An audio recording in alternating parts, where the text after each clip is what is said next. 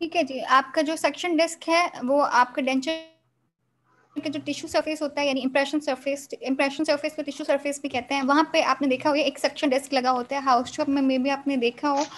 तो वो आपका जो म्यूकोजा है यानी आपका पैलेट है उसके साथ कांटेक्ट करता है एंड सक्शन या वैक्यूम प्रोड्यूस करता है एंड दिस वे वो आपका डेंचर को जो है रिटेन करता है। लेकिन it is a false technique. आप ये मोस्टली क्वैक्स करते हैं, जो है ना, करना तो नहीं चाहिए बिकॉज इस जो है वो epithelioma which is a kind of tumour वो भी करवा सकता है। ठीक है, तो it should not be considered as a treatment option. दूसरा आपका मैग्नेट्स होते हैं। मैग्नेट्स क्या होते हैं, आपके रिटेंशन में कैसे हेल्प करते हैं?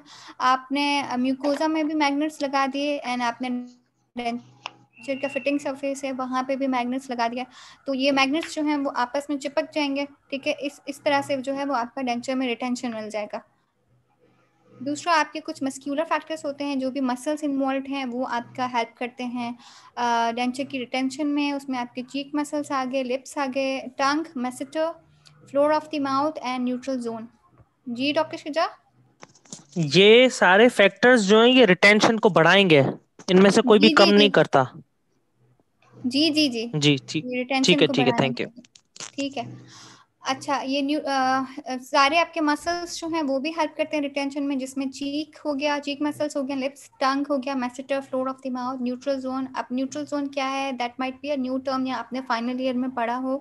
Neutral zone is nothing but एक स्पेस होता है या एक जोन होता है, अ पोटेंशियल स्पेस, ठीक है, which is between the tongue on the one side, ठीक है, and lips and cheek on the other side. यानी आपका जो स्पेस होता है जहाँ पे टीथ सेट होते हैं ना naturally, that is neutral zone. ठीक है, एक साइड पे आपका टंग होता है एंड दूसरी साइड पे क्या होता है, लिप्स एंड चीक। ठीक है, तो जो lips and cheek forces apply कर रहे होते हैं, ठीक है, वो आपका टंग बैलेंस कर रही होती है, टंग फोर्स अप्लाई कर रही है तो लिप्स एंड चीक बैलेंस कर रहे होते हैं। तो इसके बीच में जो स्पेस है ना, that is neutral zone. Okay, तो आपके जो आइडियली जो टीथ सेट होने चाहिए ना, वो न्यूट्रल जोन में ही सेट होने चाहिए। Okay, then we ma'am have please stability. Recording on कर दीजिएगा। हाँ जी, थैंक यू फॉर रिमाइंडिंग, मैं ये हमेशा भूल जाती हूँ, मैंने ऑन कर दिया है। ठीक है, स्टेबिलिटी क्या है, मैंने अभी आपको बताया था कि आपको अगर along the path of placement denture जो है वो along the path of placement force लग रही है और डेंचर जो है उसको रेजिस्ट कर रहा है, दैट इज रिटेंशन। एंड अगर आपको कोई भी हॉरिजॉन्टल या रोटेशनल फोर्स लग रही है, ठीक है, जैसा कि पिक्चर में भी है, ठीक है, ये हॉरिजॉन्टल फोर्स है वो लग रही है and denture is retentive, denture उसको रेजिस्ट कर रहा है, तो ये उसकी ability is stability. And stability जो है वो कहते हैं that is more important than retention, क्योंकि रिटेंशन तो आपको मिल जाती है फिर भी स्टेबिलिटी नहीं मिलती है।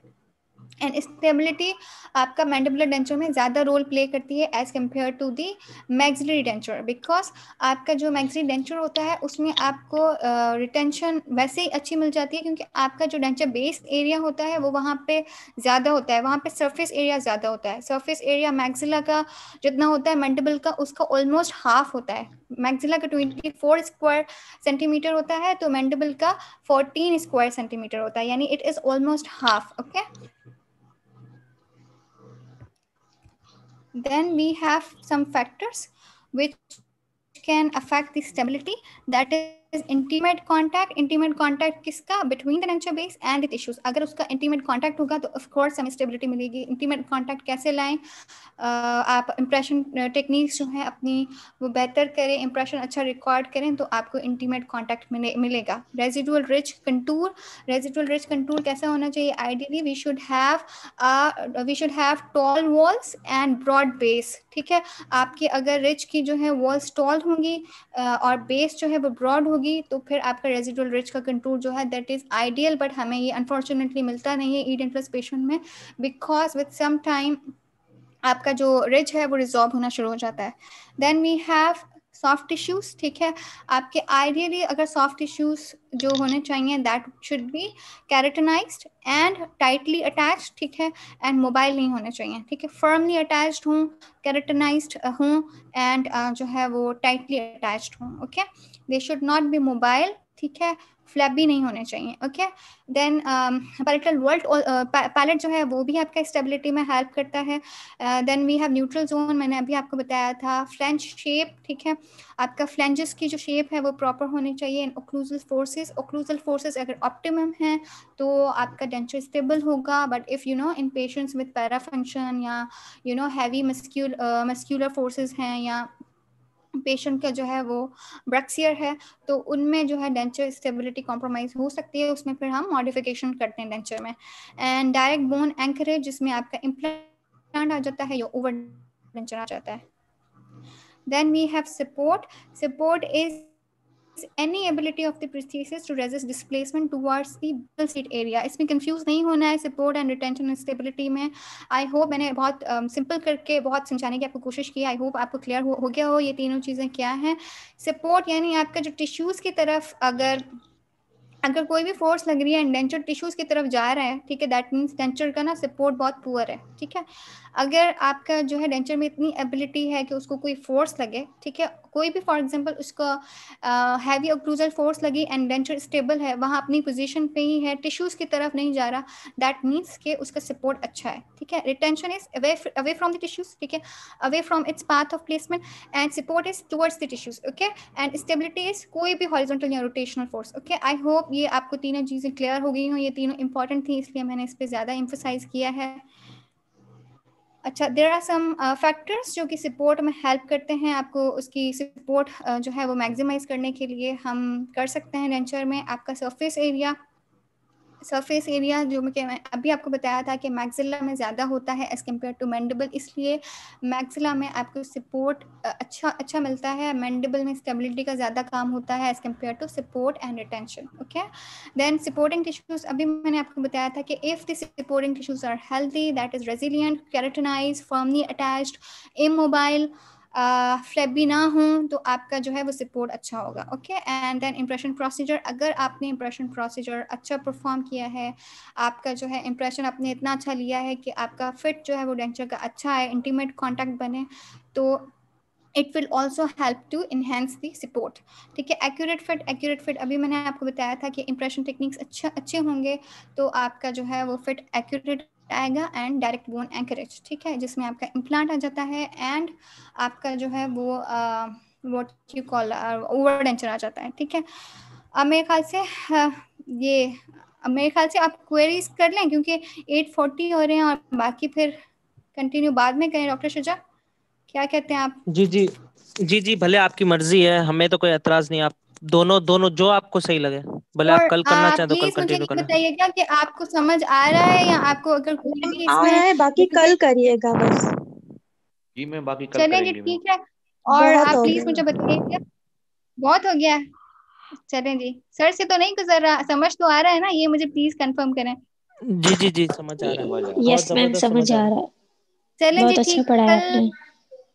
चलें जी। आई होप, बस मेरी ये कोशिश है आप लोगों को सिंप्लीफाई करके जितना आपको समझा सकती हूँ मैंने इसमें एफर्ट डाली है। आई होप ये जो है फ्रूटफुल हो, और बाकी जो है वो कल कंटिन्यू करेंगे। आपको कोई भी क्वेरी हो आप प्लीज मुझे बताइएगा, ठीक है जी। मैम मैम ये पूछना था, जो आपने बताया था प्राइमरी स्ट्रेस बियरिंग एरियाज और सेकेंडरी में जो डिफरेंस बताया था 3 पॉइंट्स का, 90 एंगल वाला समझ आ गया, और बोन का भी डिफरेंस आ गया कि उसमें कॉर्टिकल होगी और दूसरे में कैंसलस होगी।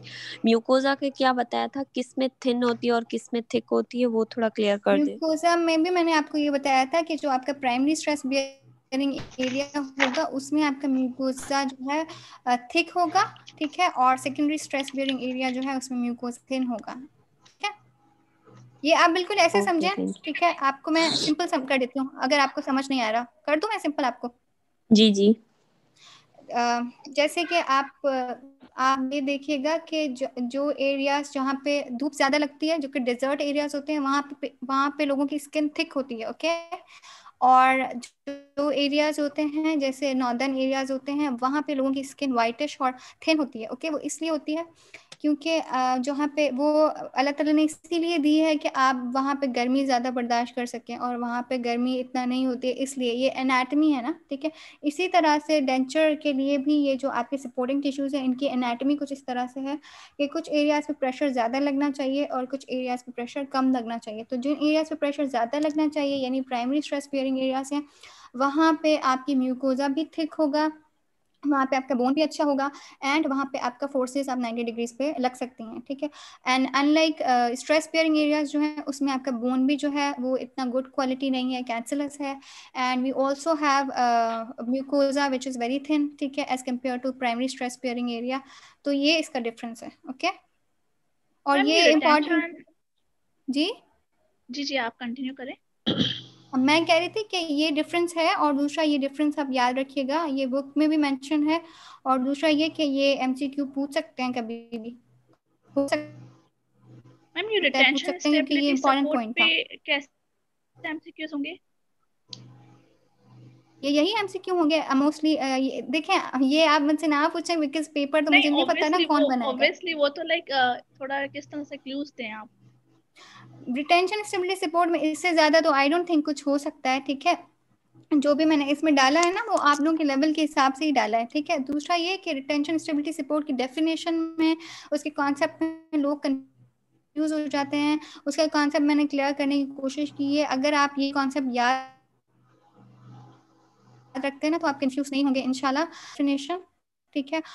और थोड़ा सा फैक्टर्स ये देख लें कि इसमें जो है वो कौन से फैक्टर्स जो हैं वो हेल्प कर सकते हैं रिटेंशन में। रिटेंशन, सपोर्ट और स्टेबिलिटी की डेफिनेशन में कंफ्यूज नहीं हो जाइएगा। Ma'am secondary stress bearing area mandible की वो थोड़ा बता दें। वो मैंने अभी आपको बताया था ना। सेकेंडरी स्ट्रेस बियरिंग एरिया कुछ भी नहीं है मैंडिबल में, सिर्फ आपका रिच स्लोप आपका जो रिच की जो वॉल है ना, that is a secondary stress bearing area, ठीक है। बाकी उसमें आपके मेन जो है ना वो प्राइमरी स्ट्रेस बियरिंग एरिया है, ठीक है। आपका buccal shelf and buccal retromolar shelf pad और एरिया, रेट्रोमोलर ठीक है। पैड। बाकी फिर जी जी जी डॉक्टर शुजा।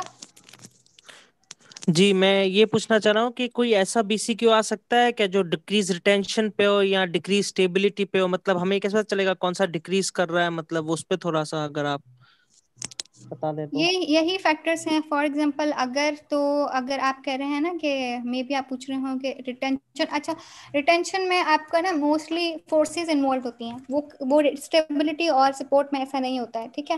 रिटेंशन में आपकी जो भी फिजिकल फोर्सेस है ना वो इन्वॉल्व होंगी, ठीक है। अगर तो वो इन्वॉल्व हैं तो आपका रिटेंशन है। रिटेंशन इज नथिंग, एक वर्टिकल जो है ना वो फोर्सेस के अगेंस्ट जो एबिलिटी है ना, दैट इज रिटेंशन, ठीक है। इसमें ये तो ये फोर्सेस, अगर एडिशन होगा तो मतलब it will increase retention, cohesion जी जी होगा तो इंक्रीज रिटेंशन होगा, मतलब जी ये इसी सारे तरह, जी। जी जी।